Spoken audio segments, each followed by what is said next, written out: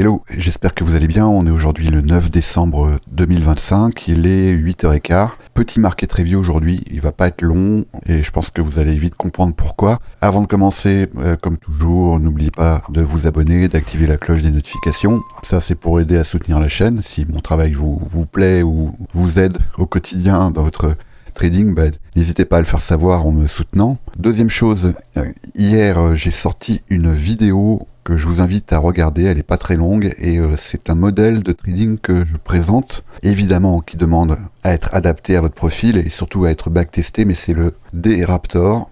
Et vous allez voir qu'il est assez exigeant parce qu'il demande quand même certaines conditions très précises, mais par contre il a la particularité d'intégrer une petite dose de money management et de risk management et vous allez voir que c'est assez intéressant en tout cas de travailler dessus.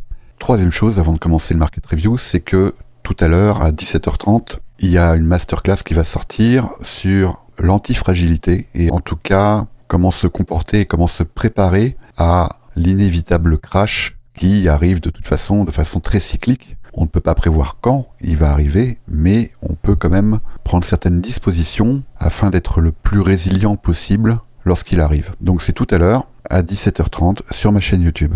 Alors, le marché. Bon, comme je vous l'ai dit, ça va aller vite. Déjà, globalement, je me répète, mais les 3 derniers market reviews que j'ai sortis, donc ceux des 3 dernières semaines précédentes, globalement, restent d'actualité. Et là, donc, on est mardi, on a laissé passer la semaine, et on va regarder un petit peu ce qui se passe déjà au niveau du chef d'orchestre, à savoir le dollar. Vous pouvez voir que ici, les marques que j'avais prises restent valables.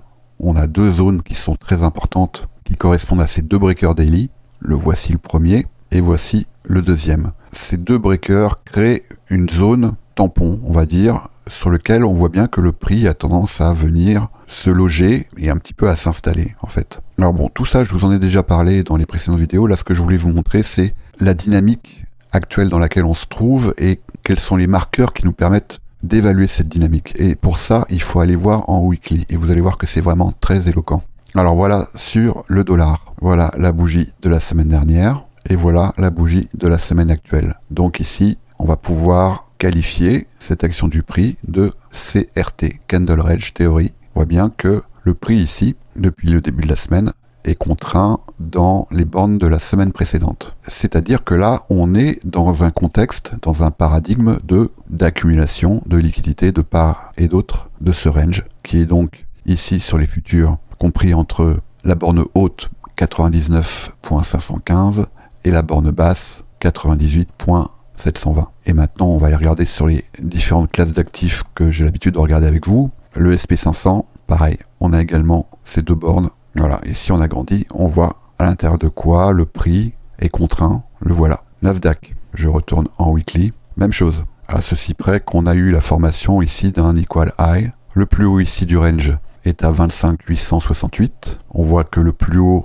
de la semaine est à 25 860, donc il n'a pas encore été franchi, et le plus bas est à 25 193.25. Ça sur le Nasdaq. On peut regarder le Dow Jones, on a exactement la même chose, CRT weekly. Voilà les 2 bornes. Le gold, même chose, CRT weekly. Accumulation de liquidité. Euro USD, CRT weekly. Voilà les 2 bornes, et on va terminer par le Bitcoin, CRT weekly également. Donc là, on va pas pouvoir parler de hasard ou de coïncidence. On voit bien l'action du prix actuellement. Alors j'en avais déjà parlé lors du dernier market review, mais c'est vrai que les institutionnels, les fonds ont tendance à clôturer certaines écritures comptables à la fin du mois de novembre ou durant le mois de décembre, ce qui fait que les order books ont quand même tendance à se vider. C'est quelque chose qu'on peut observer aussi sur les volumes, par exemple les volumes de nos algorithmes. C'est quelque chose qu'on observe également.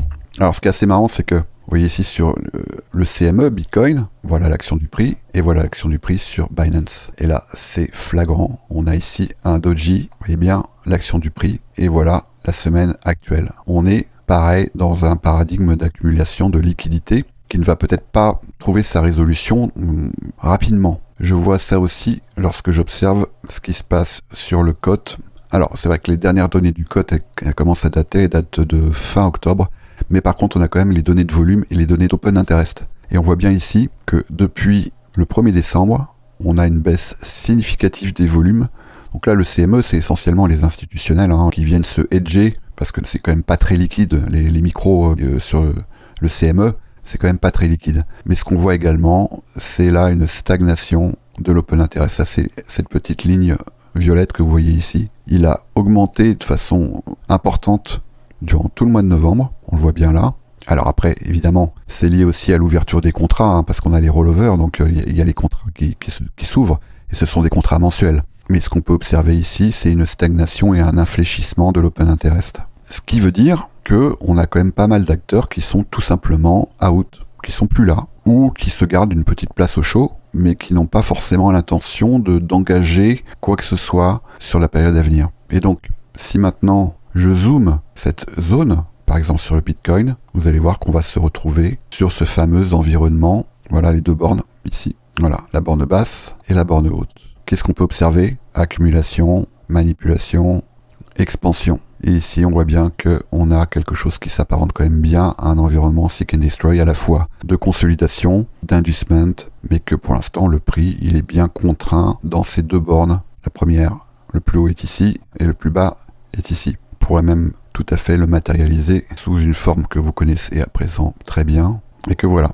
Bon, je pense que c'est assez clair. Je suis pas en train de vous dire ne faites rien. Moi, je pense pas que ça soit un environnement qui soit vraiment très propice, parce que là, le marché semble quand même pas très liquide en ce moment. Donc des opportunités, évidemment, il y en a. Je pense qu'il faut actuellement, vu le contexte, si vous tenez absolument à vous engager, quelle que soit l'unité de temps dans laquelle vous vous engagez, il faut quand même être assez défensif. Et vous allez voir que, notamment la vidéo qui va sortir tout à l'heure à 17h30, elle va vous donner quand même des éléments qui vont vous permettre de l'être. Être assez défensif, c'est aussi comment est-ce que vous allez monitorer vos positions et également monitorer vos gains. Et là, c'est vrai que le setup que je viens de publier hier, le D-Raptor, il présente cet avantage, c'est que il part du principe que en chemin du prix, tous les points d'intérêt que vous allez rencontrer, donc tous les IRL et tous les ERL, sont des prétextes à prise de profit.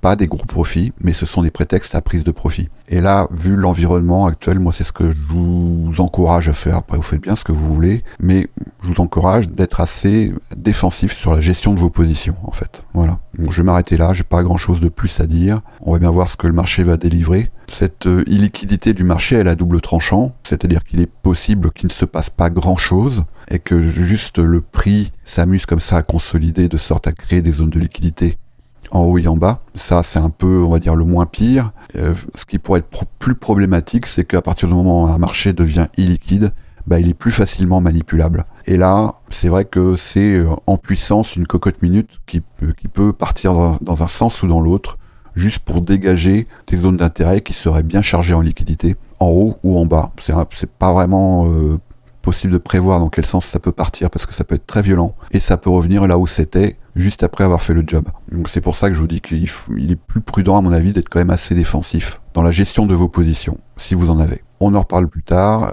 Bien évidemment, toujours le salon VIP, sur lequel on peut en discuter, et mon groupe Telegram privé. Vous avez tous les liens en description. Vous passez par mon Linktree, vous verrez, c'est le premier lien pour le groupe Telegram, et puis si vous descendez un petit peu, vous tomberez sur le lien pour nous rejoindre dans le salon VIP du trône. Allez, bonne journée.